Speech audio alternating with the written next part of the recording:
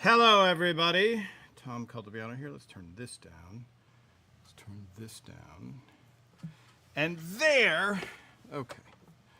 Now my seat is comfortable.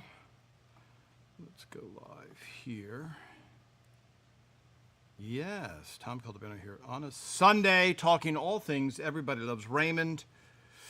Hope everybody is doing well. Let's see this. Let's see this. That seems to be going. Do I want to? Maybe I'll do this. With this, welcome everybody coming on. Putting out this card. All things Everrose Raymond. Tom Caltabiano, writer on Everrose Raymond, and informal behind-the-scenes photographer who ended up taking 30,000 behind-the-scenes photos. We made a book called Everybody Loves Raymond, Our Family Album, written by, I'm formatting a card here. Let's format this bad boy. Okay, that feels better. Tom Caltabiano here. Everybody Loves Raymond 360. Every week we talk all things Everybody Loves Raymond. Oh, where's my fancy schmancy thing that connects me to this? How much power do we have on my phone? 16%. Tragedy? Not quite yet a tragedy. Will it be a tragedy? I guess if it runs out during the show. It is beastly hot here in Hollywood, everybody. The good thing is we don't get a lot of humidity, but you know, once you get to 90, it gets a little bit uncomfortable.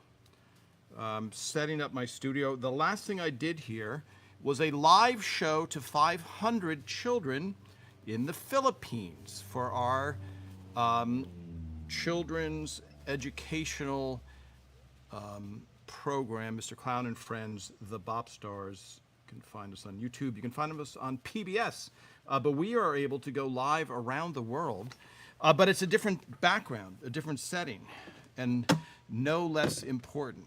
Okay. Let's say hi to some people.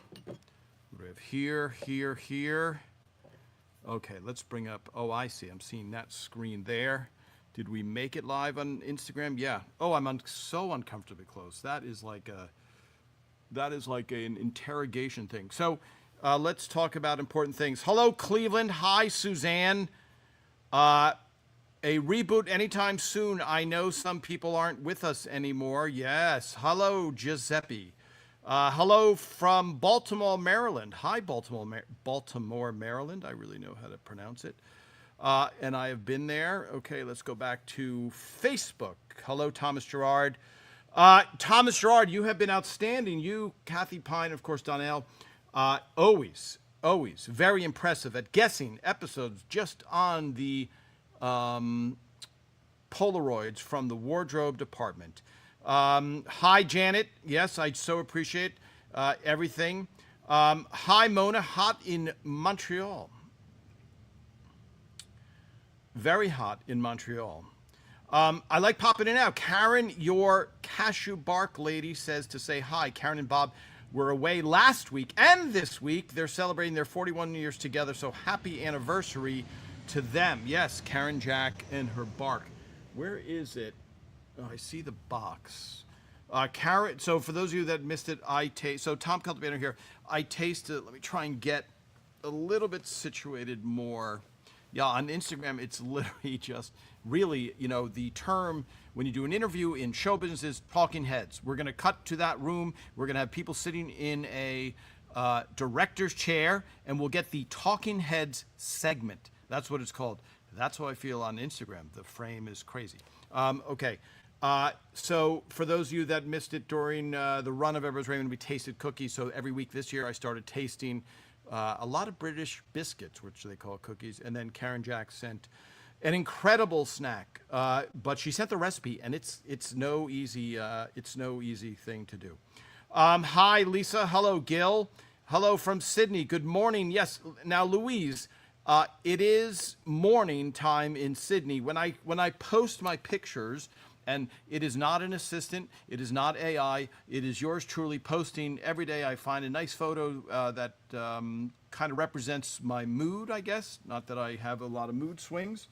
But, there's normal pressures of the day-to-day activity of life.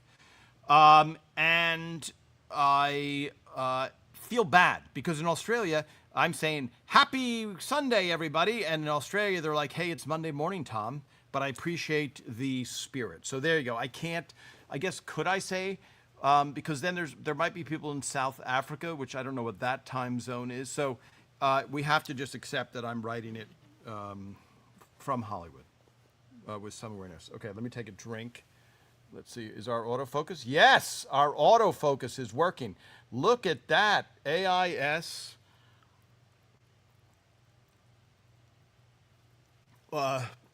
Bubbly water, and I think I have some tea. Okay, so let me finish some hellos here, and then we're gonna have to talk about the set because everybody seemed to hate the lamp that was there.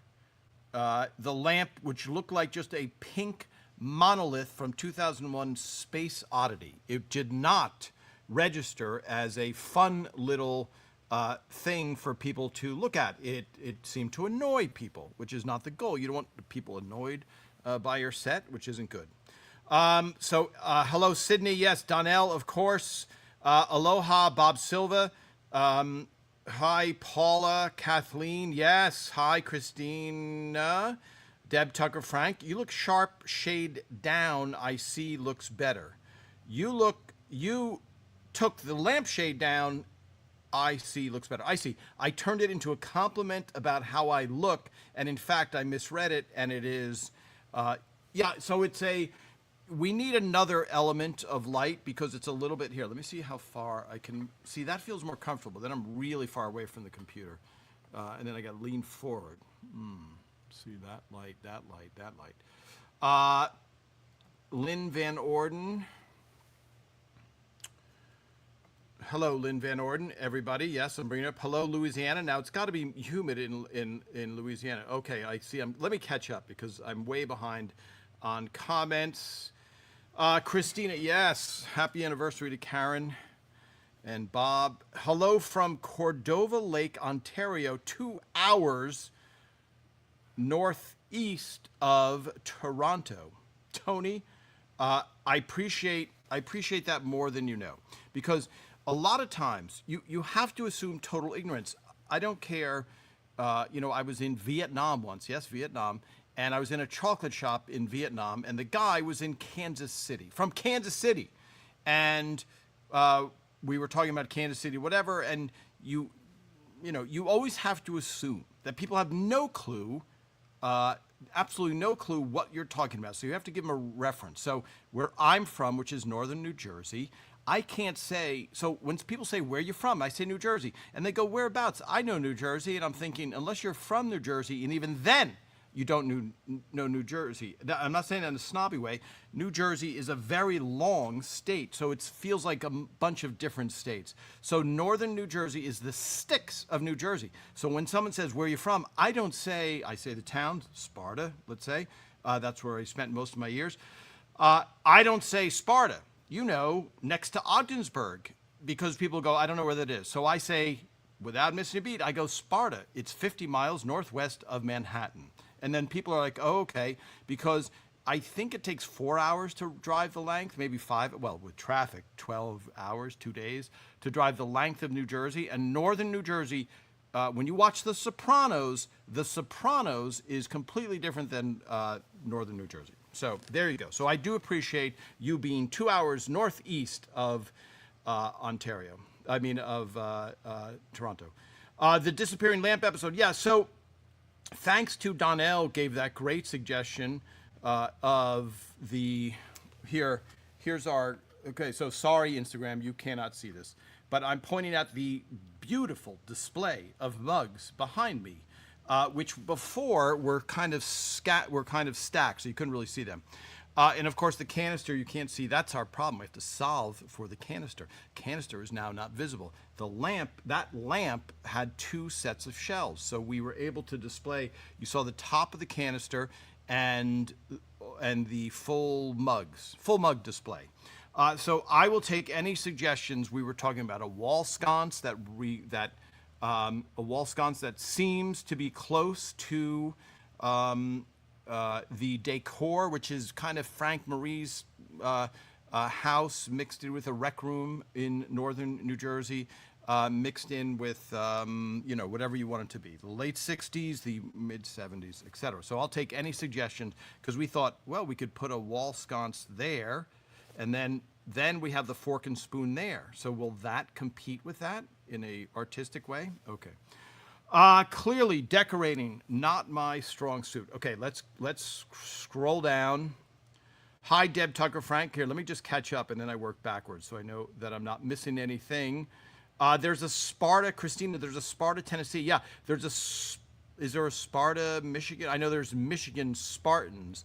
I'm sure there's a lot of Spartas, but this is northern New Jersey, 50 miles northwest of Manhattan. Hi, Mona. You had an aunt. By the way, Mona, Donnell, you thought the lamp was nice. Yeah.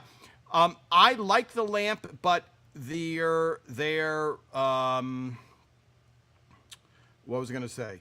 There's a lot of hatred for the lamp. I might get myself here. Let me see. Hi, Louise, in Sydney, where it's tomorrow. I myself get a kick out of the idea. It's the next day. Sorry to see the lamp go. Yeah.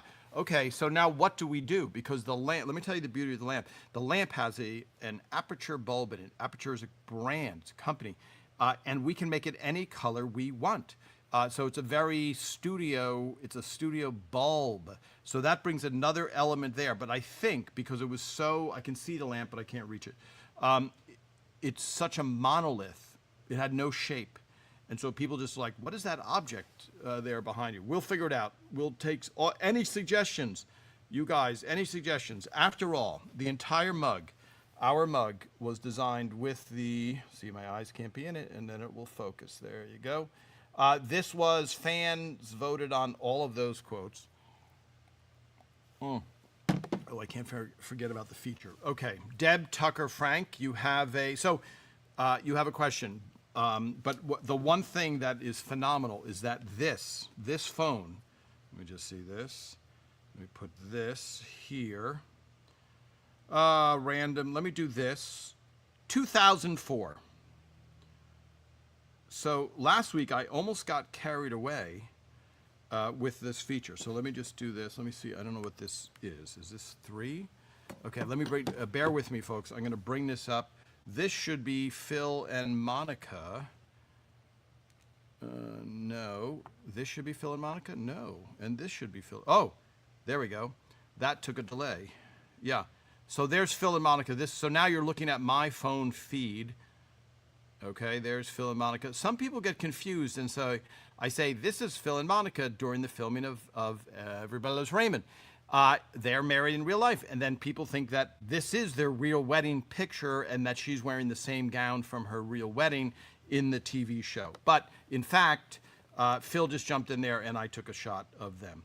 But having that feature now that I can search and bring up anything instead of having to, like an animal, primitive, holding it up, now I can bring that photo up. So I'm just going to show you, for those of you who are new. In the old days, I would hold that up and I would get me out of there and then it can focus. And then I would do this and it was a little bit sloppy. Now we have a little bit more of a professional setup where I can talk and narrate and push in on the people. So that is an exciting discovery, which allows me, so in a normal show, let's say a produced TV show, which I have worked on, and I did guest host the Late Late Show, and I worked on the Emmys. In a normal show, you would prepare everything, and you don't have the ability to have somebody from Phillipsburg, New Jersey go, hey, question, and then I go, oh, let me search on my 300,000 photos on my phone and bring that up. So that is the beauty of that. Okay, Deb, I think you have a question. Let me scroll down so I don't get too far away. I guess we'll take a vote on the lamp to see if the lamp, that's power, to see if the lamp lives or dies. Okay. Deb Tucker Frank, season 4, episode 10, Left Back. The final scenes feature the twins Michael Jeff performing a comedy act in front of that class. How did the team decide? How did the writers decide on ending a stressful parental storyline with an uplifting, funny performance? Thank Deb. Yeah, I don't know who wrote Left Back. I don't know off the top of my head. Is that a Jeremy Stevens one? I don't know. That would happen. So that would happen. By the way, I can see. Let's see what happens here. In the writer's room, in the breaking of the story, when you're doing the outline, there's a big session in the writer's room of how does the story end? For example, the baggage episode where Frank goes, yeah, when did we get those? That's figured out long before the show is filmed, long before the show is filmed. So my guess would be, because I don't remember the exact I don't remember that story. So I think I told you when Raymond ranked every single episode from 1 to 10, was that his ratings, or 1 to 100? I think 1 to 100, because I think. And he said to me, he goes, Tom, do you think I don't want to hurt any of the writers' feelings about getting a low rating or getting a high rating on a show? And I said, I think they're man enough and woman enough to take that criticism so many years later. And here's what happened. I was scrolling through my photos looking for that exact scene of them telling jokes. Here's what happened. Raymond said, okay, on thank you notes, I gave it an 82. And everyone said, oh, that's great. Ray, who wrote it? As he's talking to the writers who wrote it, nobody could remember half of the episodes they wrote. So it was not even a matter of hurting their feelings. They didn't remember. And also, it is a long time ago. And also, everything that Ray does, we take with a grain of salt. Because he's very, very hard on himself. Okay, so that would have happened in the writer's room, and that is a good what they say. So I'm going to share. This is phenomenal. I'm looking for this. So that's Madeline Sweeten there, and she is looking at Mark Sweet, who is right there, talking to the studio audience. So that was a moment when, let me see, does this help us? That does help us. Look at that. This is awesome. Madeline Sweeten, in a rare moment, came up to the studio audience and started talking to them. And there is Mark Sweet. And it must have been like, do you have any questions for Madeline, or something like that? And my search term was Sweeten. And so there, Apple, the iPhone came up and, I have to turn on my no alerts. So Sawyer Sweeten, Sullivan Sweeten, etc. So there we go. What a great feature. Okay, let me turn off notifications. I have a special setting, folks. Okay, look at this. Look at this. How exciting is it to see my phone? Right there, ELR 360 Live. That should end any interruptions, because I get 4,000 notifications all the time on the old phone there. Okay, where are we? Here we are. Scrolling down, let's look at the neglected stepchild. Instagram. Yes. Hello. Let me go down here. Hi, Pat. How are you, Pat Angston? Yes. Hello from Mineola, New York, Long Island. Did you go out to the Long Island Museum of Entertainment Hall of Fame to see the Everybody Loves Raymond exhibit? I don't know how much longer it will be there. Hi, Purple Aquarius. You are from northern New Jersey. Whereabouts? You don't have to give away your location. Must have been difficult choosing the quotes for the mug. There's so many great lines from the series. Yeah, well, Suzanne, I think that may have been before you joined. We had a lot of votes, a lot of back and forth, and I think we're going to have a second version of the mug. Okay. Donnell, search for mid-century modern lamp. That is the style mostly in Frank and Marie's house. You know, it's funny, Donnell, because when I think of mid-century modern, I think of like Palm Springs and Frank Sinatra. When I think of Frank and Marie, I think you're correct. But when I think of Frank and Marie, I don't think of that style. I don't think of mid-century modern. For those of you, mid-century modern, very, very popular here in California. Hello, San Jose. Hi, Rita. Hi, hi, Maxine. Hi, everybody. I haven't been here for a few months. I did get to the Long Island exhibit. Let me bring you up.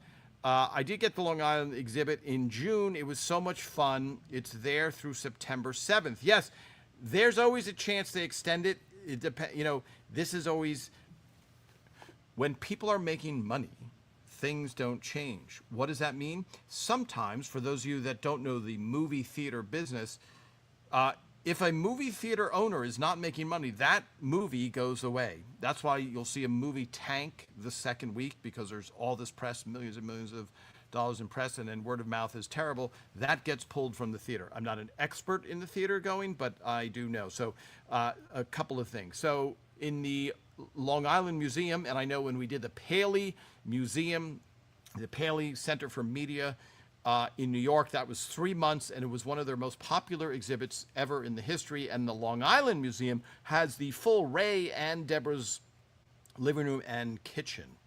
Hi, Kathleen. I love the lamp. It was a nice touch. Donnell, written by Aaron Shore. Yeah, that makes sense. We'll have to talk to Aaron next time we have him.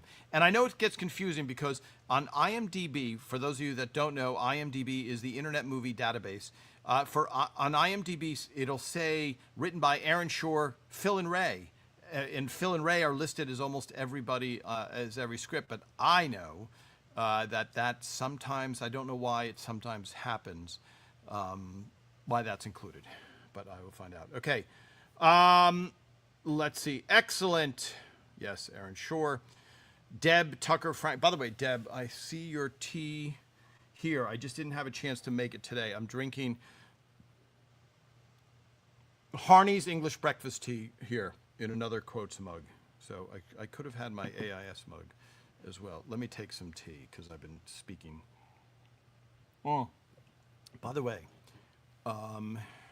my friend Bobby, who I think you know, he was in the background. He was an extra in Stefania Arrives, but he runs an amazing bakery, and so he was a little insulted that I haven't been tasting his products, which, you know, I have a big stack of delicious snacks that I have to get through. So he promises next week to ship me something out and I try and get stuff that you can get.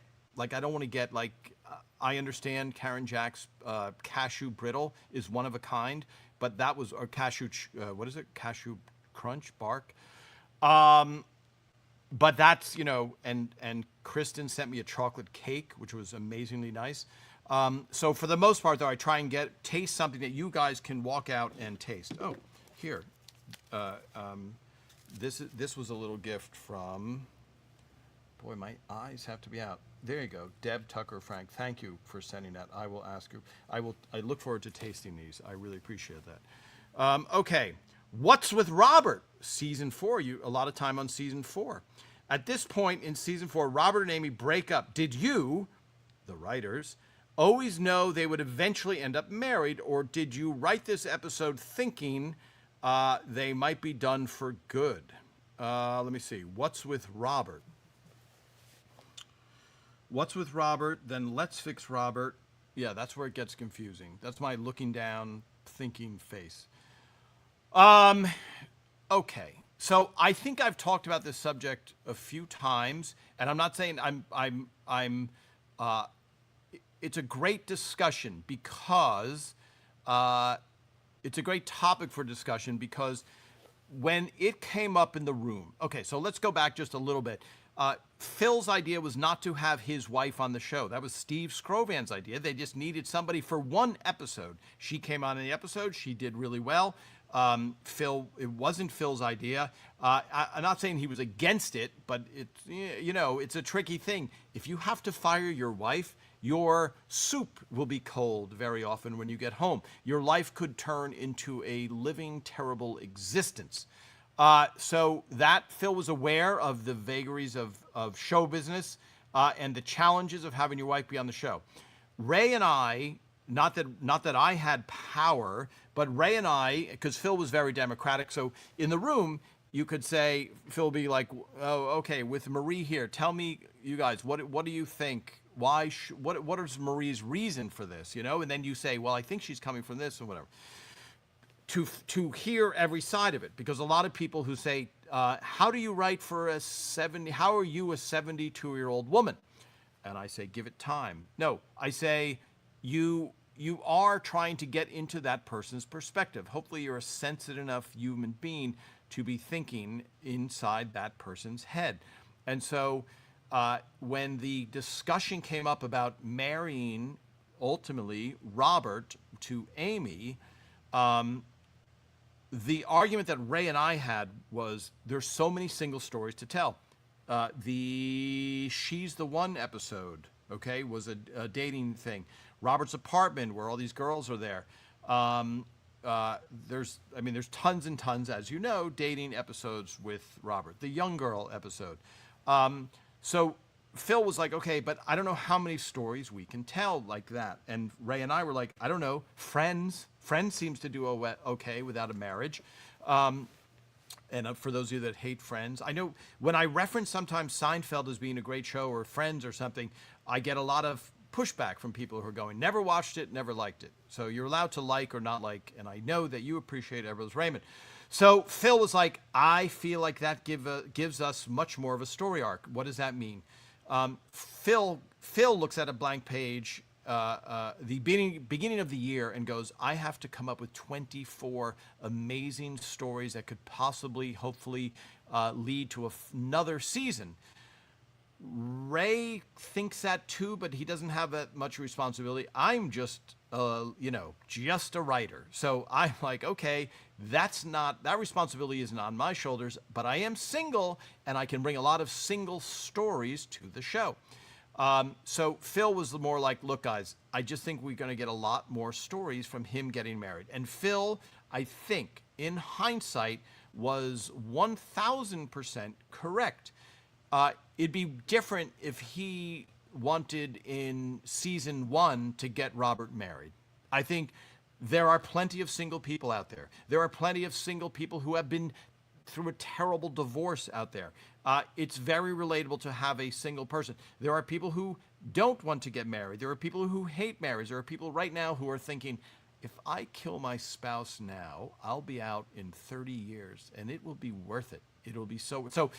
You never know where a person's coming from. So by Robert being divorced and then tortured in the dating world, it gave a lot of stories. So ultimately, that was how it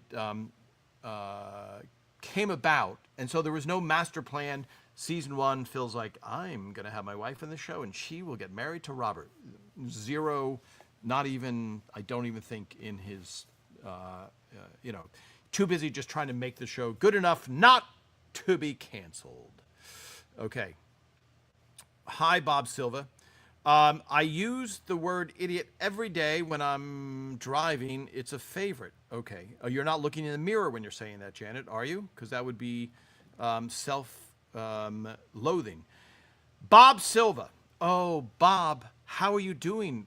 How are you holding up with the perfect weather every day in Hawaii? Is it getting to you, or are you doing okay?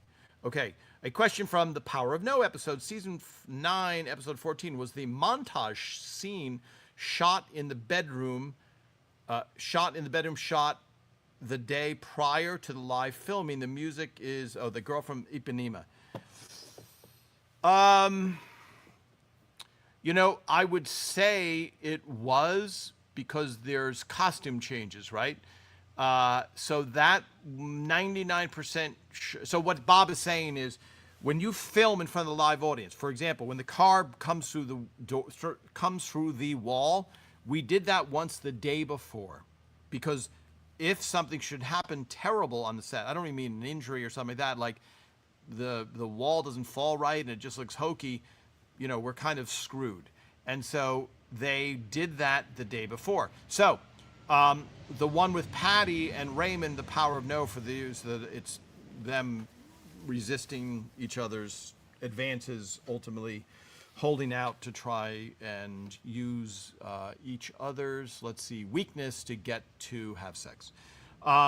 It's just a matter of wardrobe change. So it's not that they wouldn't want to see Patricia Heaton parading in front of the live audience. It's just that it would take so much time, I think, to do the wardrobe change. However, if I go back to the original script, so here's a script that we're going to guess later. This is one of the scripts. This is called a nondescript black binder.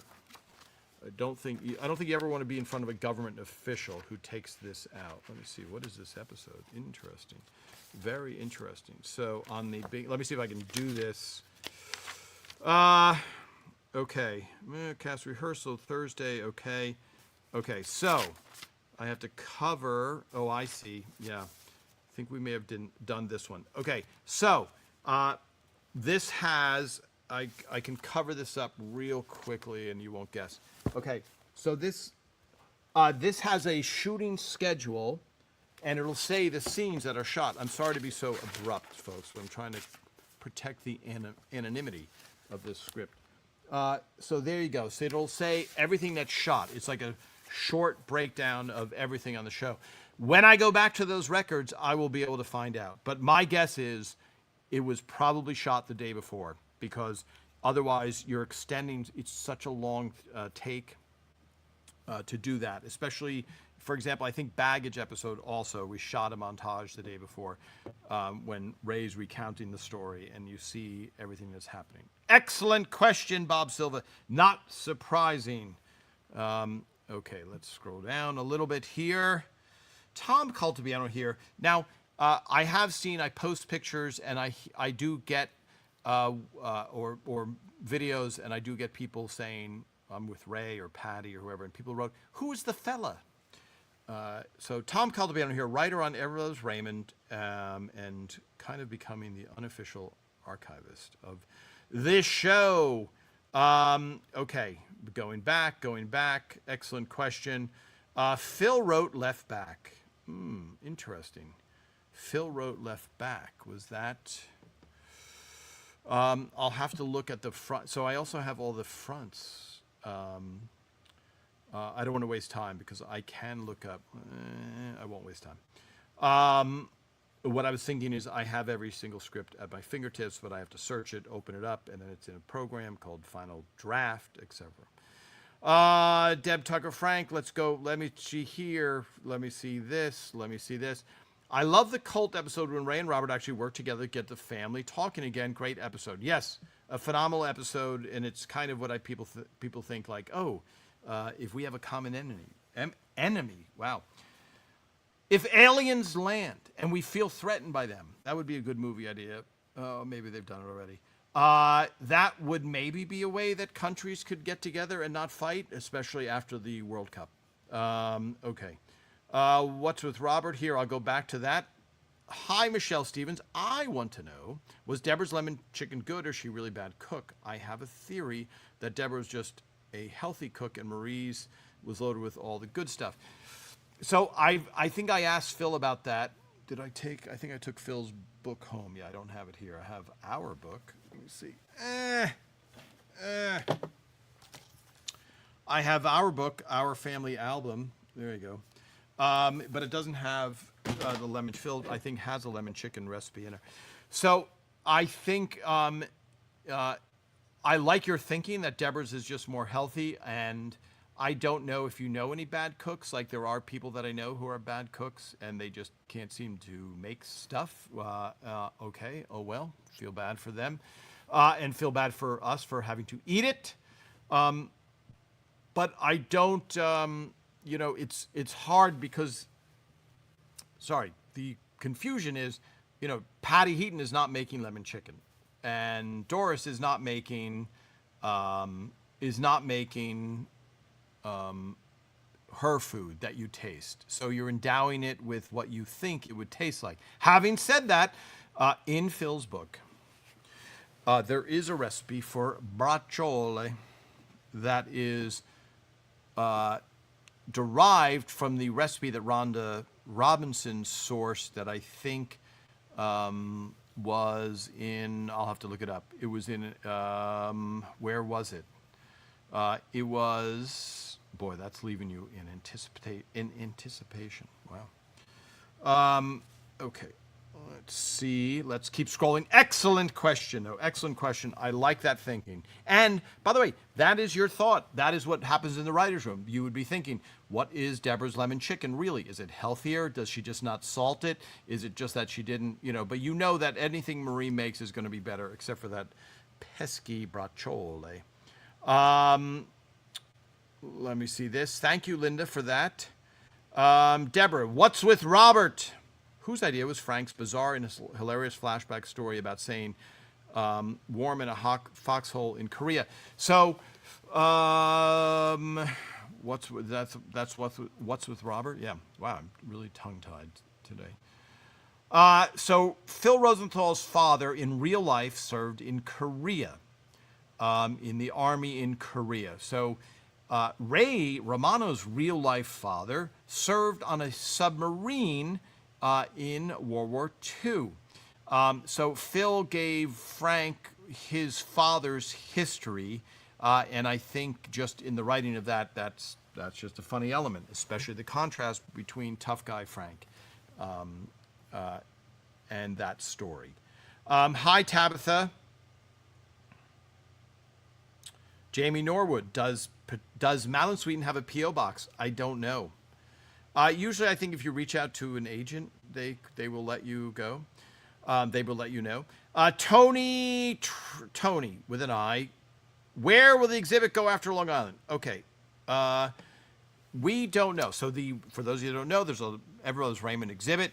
It's kind of a combination of what was at Paley, the actual set from the TV special, and the brilliant design of Kevin, who works, who's volunteers, I guess, or whatever, kind of the art director of the museum. So that's kind of the combination. Raymond and yours truly went there for the opening last November. We don't know where it's going to go. Hopefully it goes somewhere. So there's a comedy center where Lucille Ball is from, and they have a I Love Lucy exhibit there. I think this weekend is a giant event. I think a guy named Jerry Seinfeld and a bunch of others are up there, Seth Meyers, etc. So it's very prestigious. It's very much upstate New York. For those of you that are in Missouri and go, oh, I'll go to New York. Upstate New York is like 7 hours drive from Manhattan. So it is really up there. If you're going to go to Niagara Falls or Buffalo, you could visit it. I don't know. We're hoping that it goes somewhere. A lot of people are like, hey, Tom, why doesn't it tour? Why don't you tour it? Why doesn't it tour? So I'm just a guy who happens to have a lot of photos of Ever Brothers Raymond. I have no official, capacity to pull any strings to get something to happen other than a lot of hard work and hopefully getting it in front of the right people, certain things in front of the right people. So to do a tour takes a lot of money and figuring out and stuff, etc. So I don't know. I just know that it would be a great fit at the Comedy Center up there in Jamestown, New York. And I think a lot of people have gone there. Hi, Deb Tucker Frank. Deb Tucker Frank. Deborah's workout. Were there any alternate endings considered for the gym scene before settling on the instructor being replaced by a beautiful woman? So that Deborah's workout is an episode that I think I wrote that with Raymond and Mike Royce. Is that possible? I think we thought it would just be funny to have the shoe on the other foot, where it's always like, why are you getting jealous? It's just a guy with a lot of muscles who's an incredible physique. Like, I think you're making a big thing. So just to have a little bit the shoe on the other foot, it was like a perfect ending. And I remember going to lunch with Ray and Patricia Heaton and Phil during that week. And I don't want to say Patty was jealous of that woman, but I don't know. Did she take a swing at Raymond for ogling her? I don't know. I'm making that up to some degree, but I remember there was some bizarrely. We'll have to when Patty's here. I'll have to see if she remembers that at all. There was a famous sushi place called Sushi Nozawa that Phil introduced us to, and we moved our entire table read the beginning of the week about a half hour earlier so Phil could make it there for lunch with us. And we went with a lot of people to that for lunch after the table read. And I remember Patty was probably the only time she ever went. Brad went. I think I have pictures of that. But it was very rare. But I remember it was at that place. That became Sugarfish, by the way, for those of you that are in the metropolitan Los Angeles area, which I don't think anyone says, or the metropolitan New York area, which we do say, that's where it is. Okay, let me check here. A text from, let me see, okay. Yes, okay. A text from the writers, that's what I'm looking at, that I'm trying to weed through. Okay, let's see. Let's catch up on comments. I haven't used my feature that much. Let me see. Let's do a random feature. I got an idea. You guys tell me a search term about Raymond, and I'll see what photo comes up, and then I will share it with you. That's a novel idea that I didn't think about. Okay, let's see this. By the way, Mona, thank you. Tony, you would go to Jamestown, New York to see the ELR. Jamestown, New York, the Lucille Ball birthplace, yes. The lazy eye, because I have a lazy eye. Did they say lazy eye? I can't remember that. But let me see, continuously call the dish broil and joke that to it. Okay, hold on. Let me bring that up. Deb. Okay, here we go. Deb makes something good. Bada bing, season 4. Are you on season 4, Deb? How did bracciole joke originate? Ray and Andy continuously call the dish brat. Yeah, and joke that it's Italian for roadkill. Was this a running joke among the writers, or did it come from a real mispronunciation? So bracciole, a lot of people had a lot of trouble spelling it, especially before you could really look it up when the show came out. It's Italian. So it sounds nothing for an Italian. They're like, yeah, bracciole, B-R-A-C-I-O-L-E. But people had a tough time finding it. So there was a play on that. But yeah, that was 100% not a running joke in the writer's room. It was just funny. What could they say that was funny? And what's the most offensive thing that Raymond could say that would cause him to get a lap full of hot sauce? Hi, Mona. Now, Mona, I really appreciate, Mona has done this a lot, and I appreciate it. She'll take a screen grab and she'll message me like, hey, they took your picture, your caption, and made it sound like their own. So, and it's very bizarre when the more bizarre thing is that it's a random person, let's say in Thailand, with a Thai address and a Thai name, and they write, this is a picture I took when blah, blah, blah, and they take the exact caption, and then people underneath it write, oh, thanks for sharing your picture. And I'm like, do you really think that, I guess it's possible that somebody who lives in Thailand did work on the show for 9 years, but it's a little bit odd. Like, I love it when people share, but it's weird when people take the caption, crop out the watermark, and then post it in their own words. Hi, Mona, I have a question. Maybe you answered it before, but during the first table read of the week, when they first got the script, did they know what was going to be in the script? Did they see the script before the first table read? Excellent question, Mona. So the table read, I'm going to reach over to this script from last week. Okay. Here's last week's scripts. Okay. So you do a filming. You do 3 filmings in a month. So you do 3 in a row, then you have a week off. You, meaning the writers. I mean, not the writers, the actors. The writers never got a day off.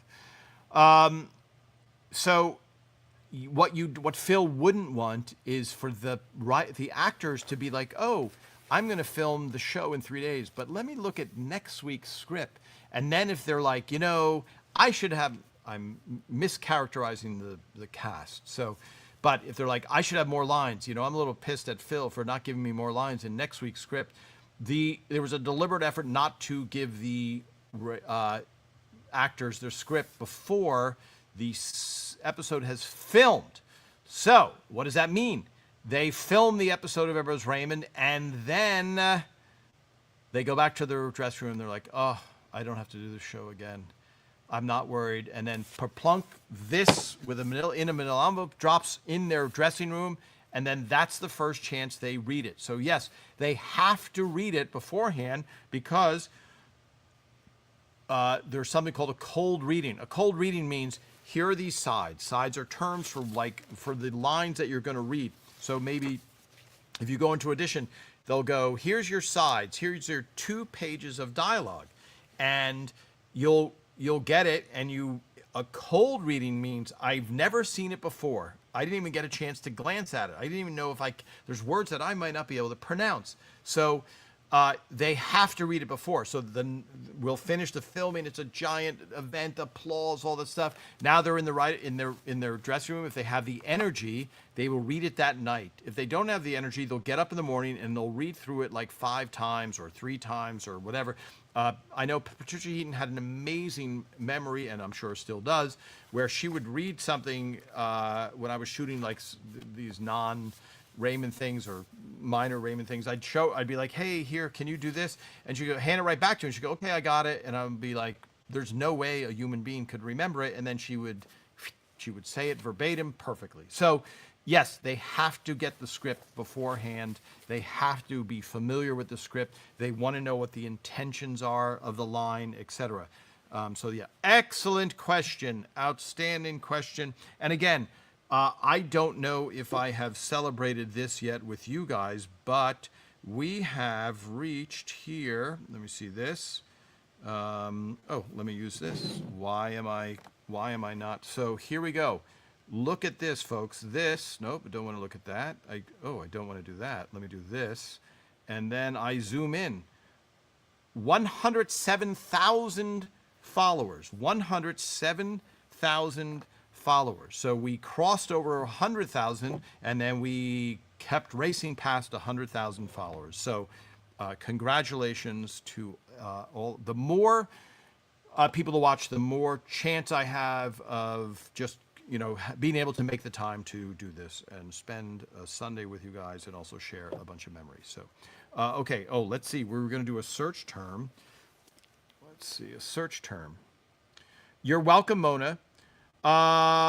Deb made something good music, immediately started singing Ray's song. Yes.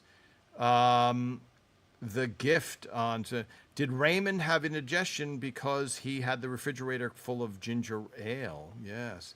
Ray Romano does not drink coffee or tea, and so ginger ale was a drink that he liked, and it kind of stuck. Love the shot of Robert through the aquarium. Yes, The Gift. I think The Gift was written by Cindy Shupak and Ellen Sandler. Could that be possible? Let's see this. I use the word idiot. Yes. Did a writer actually hold a sports ball hostage? No. I think that was an Aaron Shore script. So Deborah. Hi, Tabitha. Was Deborah Deborah was based on Ray's wife and Phil's wife. So they're not, I'm trying to think, a lot of Monica, Phil's wife, Monica, a lot of her family got into, I think that it's weird. It's just a combination, it's just like, the jazz records happened to me, but it's, Ray's story, and Phil added the part about the jealous brother. I did not have a brother, etc. So they're always a combination. Monica and Phil, the PMS episode was Monica. The can opener episode was Monica.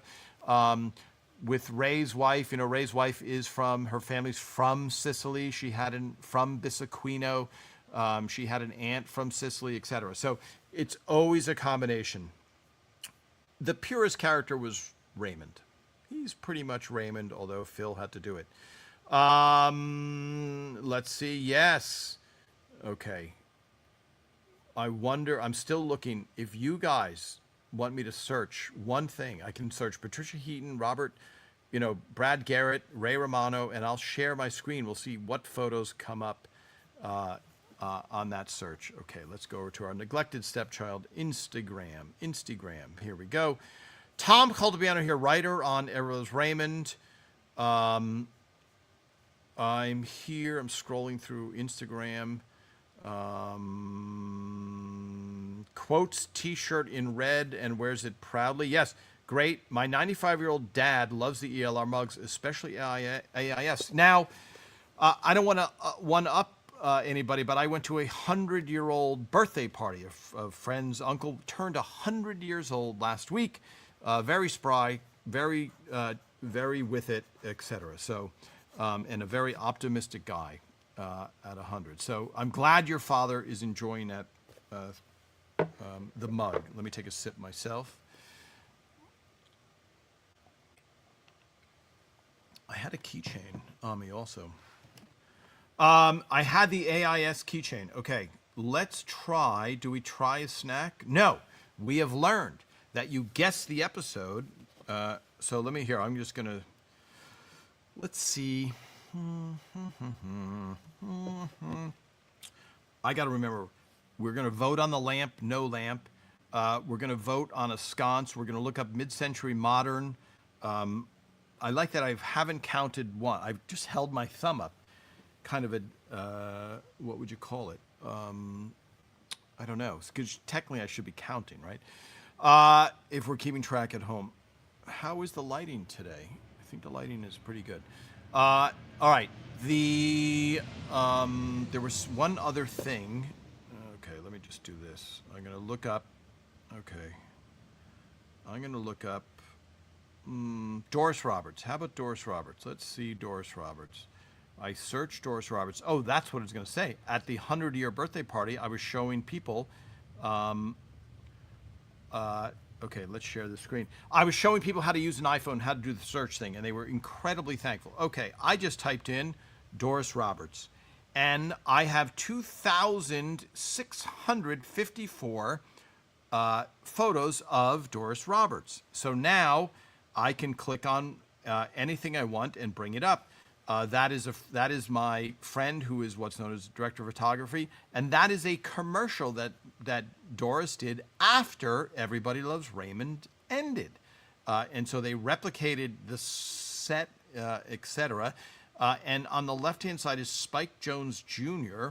His father was Spike Jones, who did the music parodies way back when of in World War II time and a little bit afterward. Famous band leader Spike Jones Jr. So let's see. Let's bring this back to size. Let's see what other Doris pictures we have here. Okay, one of my favorites here also.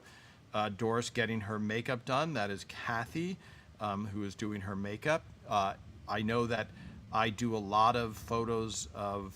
I post a lot of photos of Patty in the makeup chair, but I took photos of everybody in the makeup chair. So here we go. This is called What's in Tom's Phone. So there we go. This picture, which I took season 1, Patty in her black dress, Catherine Hellman, yes, Robert Culp, everybody. Sorry, I hope that doesn't make you seasick. That frame is perfect. So let's see what else. Doris Roberts. Just scrolling down. Here's one. Okay, if it has my logo on it, that generally means that I've shared it in the past. So for Instagram, this is the black and white photo that I took for the wedding episode. That Phil said, "Can you take a bunch of black and white photos, and we'll end the wedding episode with a montage of photographs." So there we go. Let's see a couple more. One of my favorite ones of Patricia Heaton at a table read with Doris Roberts. A happy moment later in the series, I think. Okay, that won't tell me the name of it because I changed something. Now here, okay, let me see. I love this, guys. You are seeing what I look at when I try and scroll through photos. So here we go. Here's, let's see, do you see that? Yes, on Instagram, sorry. One of my favorite panoramic photos series, okay? All writers, the guy pointing is Gary Halverson, who directed many episodes of Raymond, but also directed the finale of Friends and many episodes of Friends. A very hardworking gentleman. I think he also did the Thanksgiving Day Macy's Parade. Also, Aaron Shore there, one of the kids. Phil, obviously at the beginning. Steve Meyer, our writer's assistant. Hawk was his name. That is Cheyenne, who shot that. That is footage that I've been sharing with you. That is Cheyenne, formerly of Sussex County, New Jersey. Peter Boyle in the foreground. Patricia Heaton. This is, of course, the last scene. That's Robert Voets, Voets, who is an official photographer. I don't know if you can see what's known as a blimp. That is Liesel, who worked with me, who's taking pictures of me, taking pictures, etc. So here you go. Are you guys enjoying this little trip down in my phone? Yes, here we go. That looks like a screen grab. Yes. Sorry, I know I'm scrolling quickly. So here is me when I was taking pictures at the wedding. That's right. I am actually taking pictures because Phil said, take pictures, pretend to be working for once, Tom. So this is actually a screen grab. Obviously, I can't take a picture during Amy and Robert's wedding reception. So there you go. Tom in the background, right there, next to Fred Stoller, behind Andy Kindler and Gianni. Okay, there I am again, taking a lot of pictures behind Doris, etc. Okay, let's go back. Let's go back to this. Are we enjoying that? This is such a delightful feature, I have to say. I'm really, really loving this. Okay, let's do guess the script, and then, oh my goodness, it's always, the time flies so quickly. Okay, let's, love the photos. Amazing treasure, yes, nice.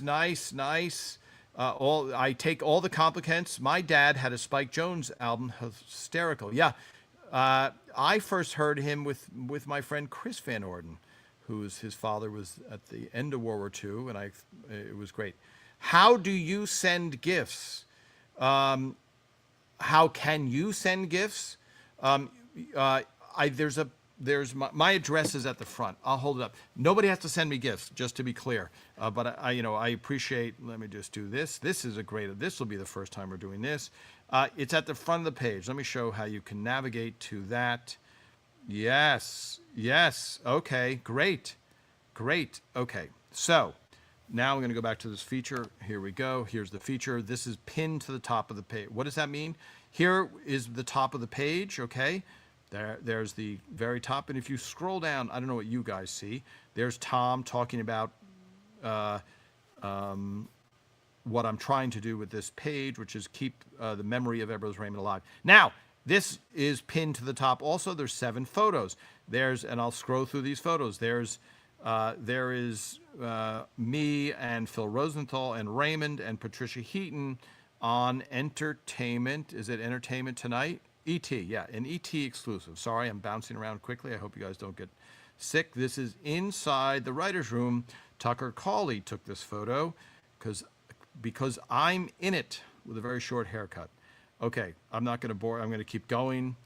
There, that's my normal photo of me with a bunch of cameras and Patty putting on. Raymond, me talking to Raymond. But here, there's Patty talking to me. I'm talking Ray. Doris and I, myself, yes. Now, the very bottom, this is what I wanted to show you. Here is the address. So at the very bottom is the address that I can receive any gift you want, but if it's refrigerated, you have to let me know. So I make sure that I go there. It's a UPS box. It'll take anything, I think, maybe not a camel, probably reject a camel. But there you go. So sorry to let it go. Here, let me see I don't think it'll go if I turn it sideways. No. So there it is. That's where you find it, folks. I'll leave it up there for a second. It's bouncing because it won't. It's the last picture, so I can't scroll up. Unlike this, these I can scroll up. This I can't. It's at the end of its throw, as we would say. So there you go. Okay, but a very nice question. All right, let's play Guess the Script because we have to taste something and continue with our lives. Here we go. Guess the Script just based on what is it? On Polaroid. So I don't have my second camera, so I got to. Okay, there we go. Raymond. Now there is a chance that we did this like 3 years ago, or I held it up 3 years ago, but not guessing the script. Raymond in jeans with an open shirt and a t-shirt. Okay. Okay, hold on, everybody. Yes, a close-up of Raymond's flannel shirt open and jeans, I think. Okay, I'm doing this backwards in a thing, in an image. There's Raymond again. I can push it in. There you go. There you go, Instagram. Usually I can tell who's standing behind Raymond, and I can't tell in that episode. Okay. And again, I don't think I could guess. Yes, I could guess the episode where Robert's wearing the mustard-colored suit. I could guess that episode pretty quickly. But I am equally as impressed, and I don't want people to feel bad when they're like, "How did you guess that episode?" I have no idea. Okay. Here we go. Yes, Patricia Heaton. There we go. Looking, and again, that looks. I don't know whose that is. Doris Roberts from behind. And again, for those of you that are wardrobe lovers, there you go. Copious notes. Paul Smith. Let me see. No S on that. Blue Nike running shoes. Diamond studs. No necklace. I'm going to say that's what that says. Does she have no necklace? Hard to tell. And don't worry, the guesses are timestamped, so I don't have to pay attention to comments when you guys are screaming, except for when I muted. Oh, notice it hasn't muted yet once, so it was some type of glitch. Peter Boyle, and I can tell that is Phil Rosenthal talking to Peter Boyle. I can tell the way Phil is holding that refreshment. There's Doris behind Brad Garrett in Frank's chair. Okay, it looks like he has a walker. Let's scroll down. Are my comments frozen? Okay. I think people have guessed it already. There we go. Madeline Sweeten, the Sawyer twins. Okay. Now let me. So now I'll show you one. Let's see. And then that gives it away instantly. Okay, there you go. Anybody who had any doubt, David Hunt. Very funny picture of David. Not really a great picture of David. Or is that... No, I think that is... Yeah, no, that is Parker. So I see, I can feel the energy that people have guessed it already. And then, of course, this gives it away instantly. Paul Rubens... And there is Rick Marotta, the brilliant musical director of the show, dressed as a creepy guy in the comic store. There we go, Paul Rubens. As Russell, let me see, is there anybody else? So now we just have to determine who guessed it first. So I have to go back. Okay. Bye, Annabelle. I'm about to drop and need to do that on the bed, not the floor. I guess you're not feeling well. Great follow. Yes, very okay. So let's see this. Brad dancing. Panoramic. Yes, Bob, thank you. Okay. Michelle Stevens. Michelle, did you guess Hacky Do first? Is that your first one? Yes, you can't spell it. Okay, close enough. Episode of the collector cards. Yes. When Ray had to help out of school. Why are so many pictures cockeyed? Lynn, is that Lynn who's asking that? Why are so many, that's just a funny statement. Why are so many pictures cockeyed?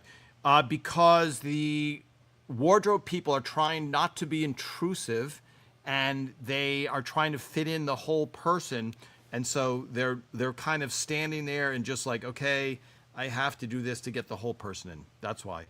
And I have to do it without anybody noticing it. Has anyone figured out what Burbank Park was used in the Super Bowl commercial? I don't think so yet. I hope somebody's on it. So it's either Burbank. Again, the street signs are a certain color. And that told people that it's either North Hollywood or Burbank. And so I don't. It's funny because I was there. And all someone has to do is give me a clue, and I will drive there, and I will take pictures of that background. Yes, the Hacky Do. Okay, let me keep scrolling down. I can't believe how fast people guess it. Guess this. episode. Very impressed. Yeah, it's crazy impressive. Thomas Gerard. Okay, hold on. Let me bring that up. So congratulations, Michelle. Yes, the Hacky Do episode. Let me just show the front now. Front has only clothing stuff on it. Let me see. Notes. So here we go. Hat. That's how you spell it. Hackidu. Ray Romano, Patricia Heaton, Paul Rubens, David Hunt, Scotty Leavenworth, I guess, is the little kid playing the little kid. So there you go. The Hacky Do featuring Ho Hocus. Okay, Thomas Gerard, before I taste the snack, your Super Bowl promo pictures show a distinctive Four Arches house. You had said, I bet that houses are still there. Yeah, definitely. It is. It's on a small street, West Park Drive, Valley Village, California. Right across the street is the Valley Village Park. It looks just like the park in the picture and promo. Thomas Gerard, kudos. I will drive there. Will I drive there today? Could drive there today and take pictures. All I need is the background is that house. How did you find that out, Thomas Gerard? I'm super impressed. That is great sleuthing, as we say. Okay. Hi, Tom. Why would Wardrobe use a flashbulb if they were already on a lit set when taking the photos? Wasn't there enough light on the set of a Polaroid camera? Thanks, Joe. Oh, it's Joe. I don't know. I think the flash helped. So even for myself, I was taking pictures with, do I have a book of negatives here? Not within reach. It wasn't that much. I know there's a lot of lights, there's a lot of lights on me now. There's 1, 2, 3, 4, 5 lights pointing at me just to make me look normal as much as you can with lighting. So I think the flash really helped. I think it would be a little dark. You're talking about 2003 to 1996 Polaroid technology.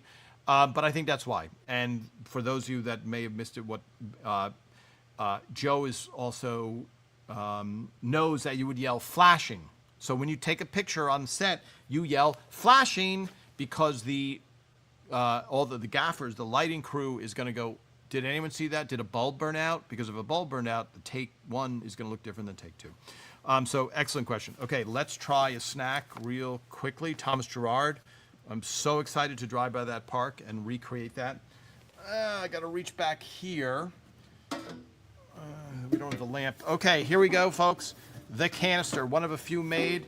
Super heavy duty. We're looking into making one. Uh-oh. Uh-oh. We lost the image. Why did we lose the image? Let's see this.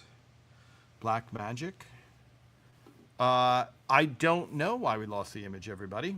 I'm assuming you can still hear me, though. Let me see. Looks familiar. Yeah. Okay, I actually have to get out and look at the camera. Why would we have lost the image? Okay, let's see this. Let's see this. Let's see this. Okay. Okay. Okay. Battery exhausted. Battery exhausted. Okay. Folks, the battery is exhausted, and I don't know how can I let me see. Oh, I can help us. I can help us. Don't go away, everybody. The battery is exhausted. Okay? That's a first ever, is the battery, us losing the battery. So let's do this, then I do this. This is called live entertainment. I guess I could bring the phone up, but I don't even think I have time to bring the phone up. Okay, let's do this. This must have some juice. Let's see this. There we go. And then this. And then this. Yeah. Wow. So what's weird is that was 100% battery. That's never happened before. All right, folks, we are back. We are back, and let's see, where's this canister? Here we go. All right, let's see. We're going. Let me see. Yeah, that was what did we last week? We had the mute button. Yeah, see, I could have brought the phone up, but the phone is dark, so you wouldn't really see anything in that way. All right, here we go. Let me get rid of this. The canister, and what do I have here? Put the canister down. Oh, let me get it nice. It is. I don't know what that is. Do we know what that is? I see a price tag on there. Topper. What country are we in for toppers? Does anybody know what country are we in for topper? And I like people say, just look at the label, Tom. Okay, let me get rid of this. Hold on. I like to get a clean slate. Okay, this is not exciting. Okay, so here I'm gonna hold that back. 50% off. That's awesome. Okay, there we go, folks. What country are we in? I know people are shouting right now. Tom, don't you know toppers? It's this from this. Okay, let me open this bad boy up. Yeah. Okay. So it doesn't look too it looks like I'm going to be able to unless they fall on my. Okay, got to get rid of my eyes, folks. All right, it looks like a chocolate biscuit. And I'm going to guess there's a chocolate filling in there. Okay.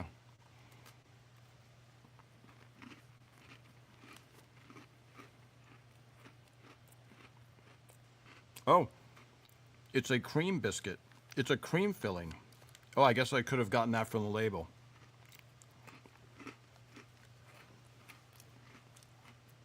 You know, I feel like I'm so happy because they're so delicious. Everything I taste is like nothing has been bad yet except for the surprise of licorice that my cousin picked out for me. I think from Iceland or something. Randomly picked.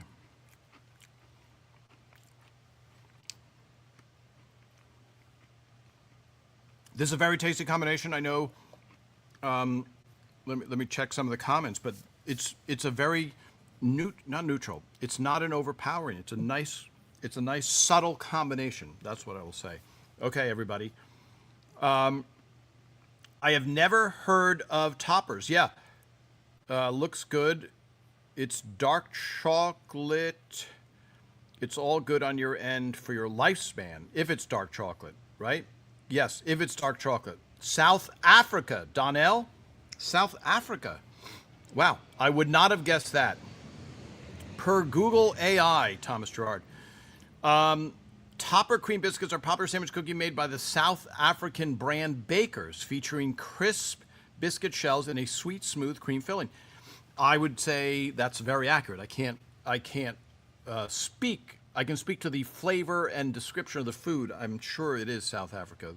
It is tasty, a very unique flavor, a unique flavor profile. I'm going to give this an 8.0 because it's so. I know for people that grew up with this, they're going to be like, Tom, it's a Toppers. You know what a Toppers is. There's no mystery there. But for me, it's a novel item. Let me take a one teeny bite again.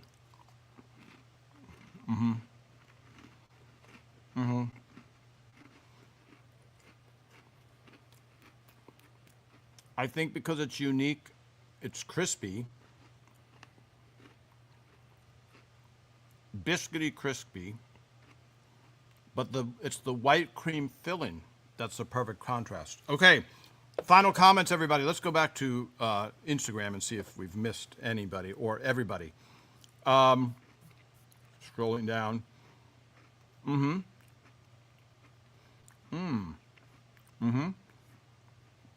By the way, do we have any South African people watching? I'm sure there must be one or something like that. Excellent guessers. Oh, I'm looking. By the way, you love all the phone pictures. Thank you, Mick Fit. I think I missed a word there. a syllable or something like that. Let me see. Let's see this. Let's see that. That's me scrolling up, by the way. I'm just scrolling up. I'm not missing out anything. Wow. An 8 is very good. Yeah. Yes. Yes. It could say it on the wrapper. Sorry. What I'm agreeing is says it's North Africa. South Africa, rather. Is there a North Africa? Something like that. All right. Everybody, I really appreciate all of your... Oh, you know what I didn't do this week? Oh, I know we're going so long. I try and do this with this new feature. I'm at 10% battery. I get that. I usually do this. Let me just do this real quickly. I scroll through the phone. I scroll through my posts. Okay, that's me live. Okay, there I am just talking to the audience. Okay, that's just an episode. Monica, of course, in the makeup chair, them laughing for the kicker. This view, which you don't see. Let me see, will it do it? Yes, yes, yes. Okay, so this view, everybody, is never seen on TV. The cameras are inside and looking outside, but you don't see this on TV. So there you can see Raymond. You see just the edge of Raymond right there on the inside. Monica's sitting there looking somewhat introspective. Okay, this I believe is the last episode, probably. So there you go. This is beauty of being able to share the phone. Monica coming up in the pants. Robert looking dashing. We looked at that. Raymond getting stabbed by Frank. What is Ray's favorite snack? So there isn't one. Great answers, by the way. A lot of comments, as we can see. How can we see, Tom? We have 500 comments about Raymond's favorite snack, okay? But there is no consensus. There's a lot in there, a lot of great answers. I really appreciate a lot of funny ones in there. A note session during thank you notes. Raymond pointing something out in the script. Why isn't the script yellow, Tom? Because that's a page insert. The shooting script is yellow, but that's a later adjustment. So Ray's pointing to a line and he's saying, Phil, at that moment, blah, blah, blah, blah, blah. You can see Tucker is leaning in. Jeremy Stevens is leaning in. Patty is rehearsing her. She is in character. Robert, there's Don Rosemond in the back wearing a very popular, that's the whole props department, Don Rosemond and Rhonda Robinson. Don is wearing a very popular Hawaiian shirt. A guy would sell Hawaiian shirts. Amy being thrown onto the refrigerator. They had to lower the refrigerator so Brad could get her up there. Ralph, I'm going to post a picture of Ralph. This is early on. And then at the reunion, okay? Here we go. This one I posted, I just found. You know, I'm finding all this gold in my videos. Robert, the studio audience can see that Robert is poking Raymond and just kind of being goofy. And why Raymond is laughing there is he's actually looking at Kevin James, who's in the back of the church. That's why Ray's laughing. But you don't see that because I cut that portion out. I'll show that portion. And when people have said, I really want to see longer clips, I will share much longer clips, but for the most part, if I share too long of a clip, most people don't see it. It has to do with the annoying algorithm. Patty, one of her best looking dresses, I would say, being mad at Ray, who has stolen a regret. Of course, Raymond with the canister that's here. And then we're back to the lilac, courtesy of Annabelle's description, and also courtesy of what the wardrobe people wrote as well. All right. So a great little thing down memory lane there. Final comments, and then we say goodbye, everybody. You post a black and white photo of Patty having her hair done. Their hairdresser looked like Ray at first. Yes, trust me, you do not want Ray doing your hair. Thanks, Tom, for answering all my questions. Truly appreciate it. I have a complete notebook, almost done with my questions, and most likely to be going on with a second notebook. Well, that is very nice. I love that angle. How cool. Thanks for everyone. Yes, yes, yes. Thank you, everybody. The UK has bourbon biscuits, but the cream is chocolate. I think I've seen, that's a very big selling one, Gil. Is that correct? I think so. All right, everybody, I will see you next week. I post as many times. I'm trying to get up to 25 posts a day. Hopefully that's not too many. Sharing as many as possible with all of you. And again, I really appreciate you guys jumping in and answering questions, and also pointing out if there's another fan site that someone is wrong about. And I know that I posted a picture of Ray and Patty dancing, and someone said, that's Ray's real father that he's smiling at when he turns around. It is not Ray's real father in that scene. So it's an interesting thing when people say stuff with such confidence, and also that they are wrong. But I do appreciate them chiming in and commenting at all on the show. But right here, you get as much accurate as information as I can remember, as even after 2 Topper delicious cookies. All right, see you all next week.